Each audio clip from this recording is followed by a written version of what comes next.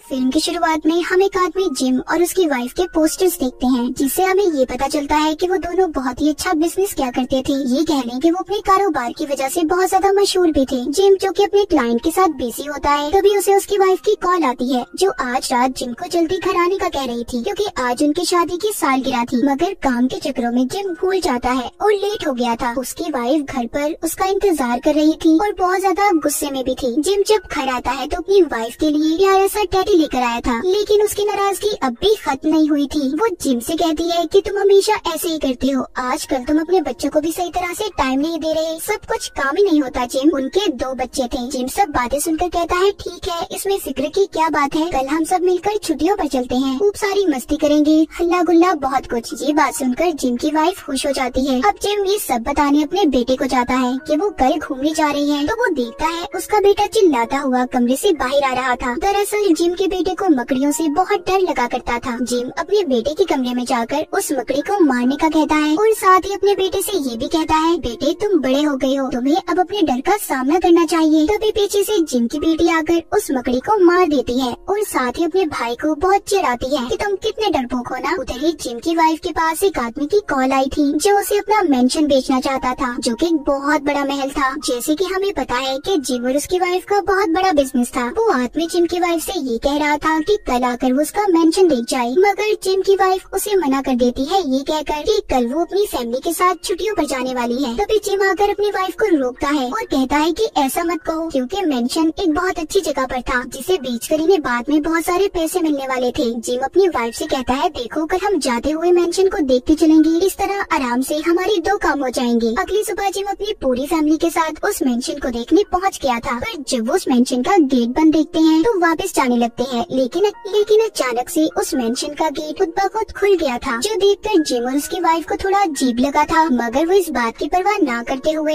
अंदर चले जाते हैं। जिम को मेंशन के अंदर एक कब्रिस्तान दिखाई देता है, जिसे देखकर सभी डर गए थे। तभी अचानक से वहाँ पर तेज बारिश होने लगी थी। बारिश होने की वजह से सब लोग मेंशन के गेट के पास आकर खड़े हो गए। जिम जब मेंशन के गेट को बजाता है तो गेट खुद ब खुद खुल गया था। अंदर आकर जिम और उसकी वाइफ को मेंशन बहुत अच्छा लग रहा था, वहीं पर उनके बच्चों को वो बिल्कुल अच्छा नहीं लगता। तभी सामने से एक नौकर आता है, जिसका नाम रेम्सले था। उससे जिम जब हाथ मिलाने की कोशिश करता है तो वो कहता है, मेंशन के मालिक आपका खाने पर इंतजार कर रहे हैं, पर जिम की वाइफ उसे मना कर देती है, ये कहकर कि हमें कहीं और जाना है। लेकिन जिम अपनी वाइफ को रोकता है और कहता है, कोई बात नहीं, हम थोड़ा लेट चले जाएंगे। अभी सभी खाने के टेबल पर जाते हैं, जिसको बहुत ही खूबसूरत तरीके से सजाया गया था। वहाँ पर इस मेंशन का मालिक भी था, जिसका नाम ग्रेसी होता है। वो भी जिम से कोई बात नहीं करता, उसका ध्यान सिर्फ जिम की वाइफ पर था। ग्रेसी खाना खाते हुए जिम की वाइफ से काफी बातें कर रहा होता है, जो अब जिम को अच्छी नहीं लग रही थी। वहीं पर इस मेंशन के 2 और नौकर आते हैं,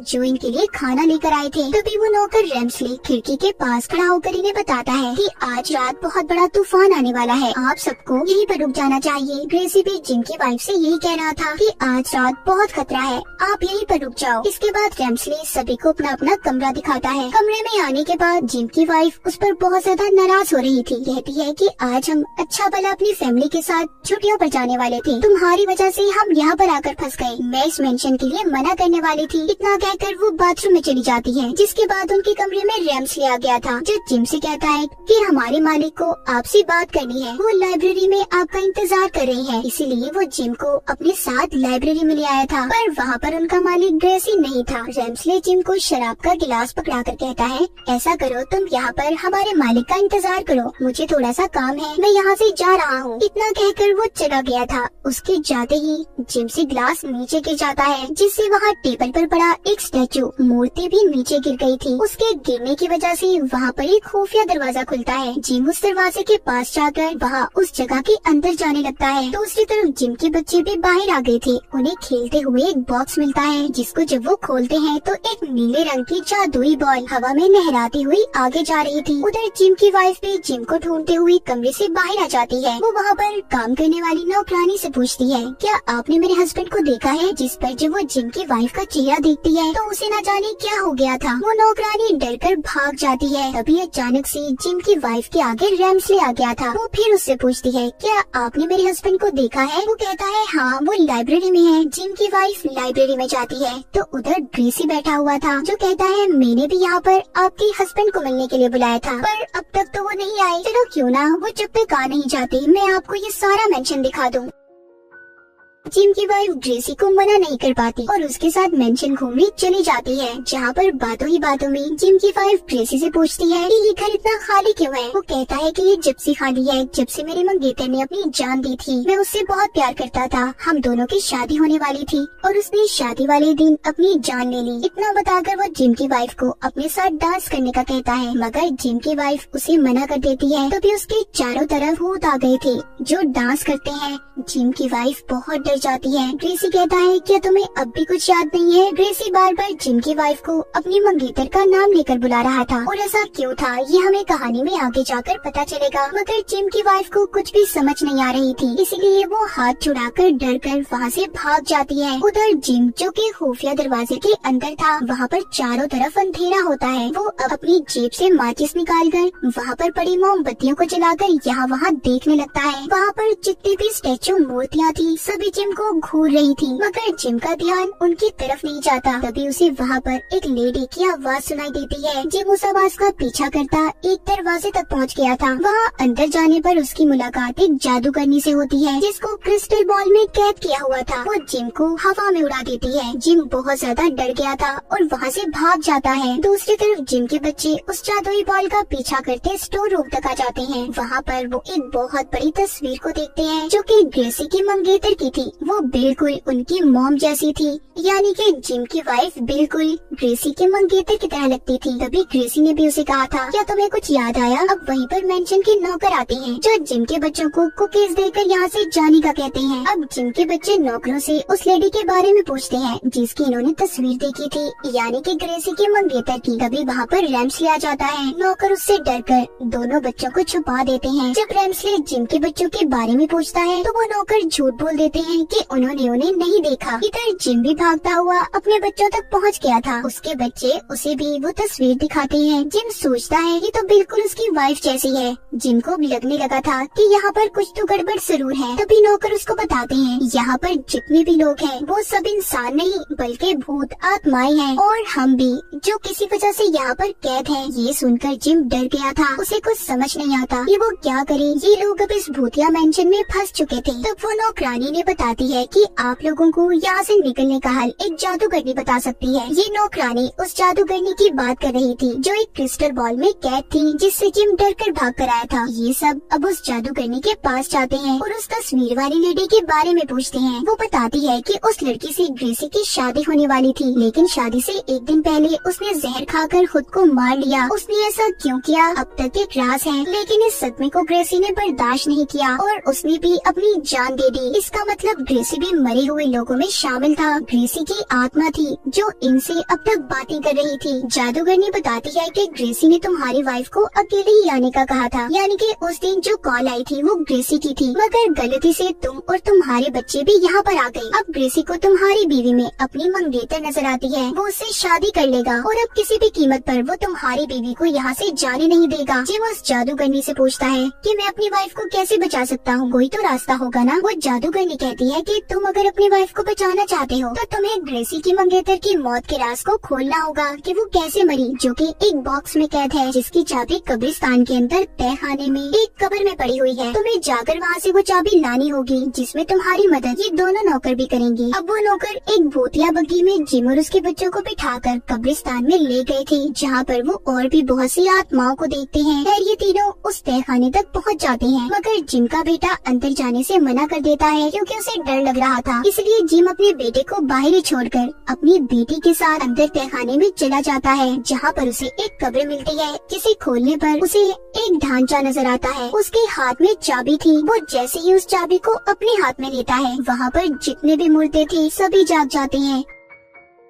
वो मुर्दे अब जिम और उसके बेटे के पीछे पड़ गए थे। किसी भी तरह बचते बचाते जिम अपनी बेटी को लेकर बाहर जाने वाले दरवाजे तक पहुंच गया था, लेकिन तभी तहखाने का दरवाजा बंद हो जाता है। अब जब जिम अपने बेटे को दरवाजा खोलने का कहता है तो उसके आगे बहुत सारी मकड़ियाँ आ गई थी जिनसे वो डरने लगा था। जिम अपने बेटे से कहता है बेटा डर का सामना करो। ये बात सुनकर जिम का बेटा हिम्मत करके दरवाजे को खोल देता है। अब ये सभी उस जादूगरनी के पास चाबी को लेकर आ गए थे, तो अब वो जादूगरनी इन्हें उस बॉक्स का पता बताती है। जब जिम उसके पास जाता है और उसे खोलता है, उस बॉक्स में से इन्हें ग्रेसी की मंगेतर का लिखा हुआ लेटर मिलता है, जो उसने अपनी शादी से एक दिन पहले लिखा था, जिसमें ये लिखा हुआ था कि मैं ग्रेसी से बहुत प्यार करती हूँ और कल हमारी शादी होने वाली है। मैं बहुत खुश हूँ। उस लेटर को पढ़कर इन्हें ये बात तो पता चल गई थी कि ग्रेसी के मंगेतर ने खुद को नहीं मारा, क्योंकि वो तो अपनी शादी को लेकर बहुत खुश थी। तभी वहाँ पर रैम्सले आ जाता है, जिसे देखकर वो दोनों नौकरों की आत्माएं गायब हो गई थी, जो अब तक जिम का साथ दे रही थी। रैम्सले जिम से कहता है, मैंने सोचा भी नहीं था कि तुम यहाँ तक पहुँच जाओगे। अब जिम उसको ग्रेसी के मंगेतर का लिखा हुआ लेटर दिखाता है और पूछता है कि इसका क्या मतलब है, आखिर सच्चाई क्या है। अब रैम्सले बताता है कि हाँ, मैंने मारा था उसको, क्योंकि हमारे मालिक उसकी खातिर सब कुछ छोड़कर जाने वाले थे। वो लड़की हमारे मालिक ग्रेसी के लिए ठीक नहीं थी, इसीलिए शादी से एक दिन पहले मैंने उसे जहर देकर मार दिया। जिम कहता है, जो भी था, अब मुझे मेरी वाइफ और बच्चों को यहाँ से जाने दो। वो कहता है, नहीं, इतनी आसानी से नहीं। आज रात में तुम्हारी वाइफ के साथ अपने मालिक ग्रेसी की शादी करवाने वाला हूँ, जिसके बाद ग्रेसी तुम्हारी बीवी को मारकर उसकी आत्मा को अपने साथ ले जाएगा। ये सब सुनकर जिम गुस्से में रैम्सले को मुक्का मारता है, मगर वो तो आत्मा थी,